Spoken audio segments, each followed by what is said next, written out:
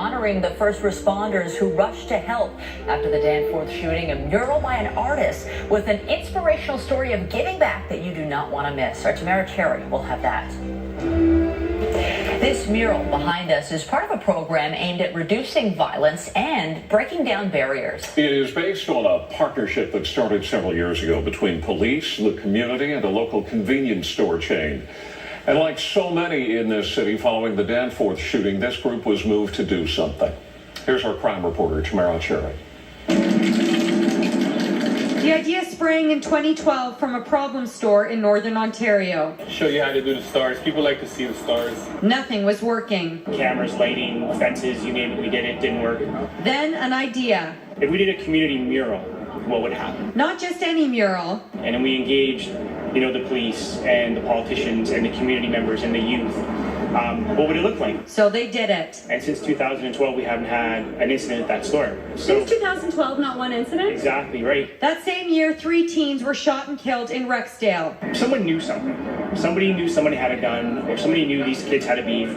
What would happen if we did this mural? So they did it, right in the heart of Rexdale. And since then, that mural hasn't been touched, and crime on the property has gone away. About that Rexdale, enter Magic Finger Wong. So it's MAGICFINNGA. He grew up there. So you saw your share of gun violence?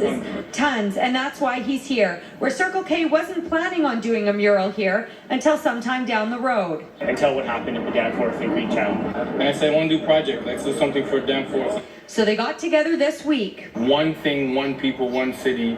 No matter what happens, we're all in it together. Magic Finger Wong teaching kids how to spray paint. I didn't know that I could do flowers like that, but once I put my mind to it, it was really fun. And cops too. Some of these cops, they come out, they have spray painting is bad. Maybe I shouldn't do it.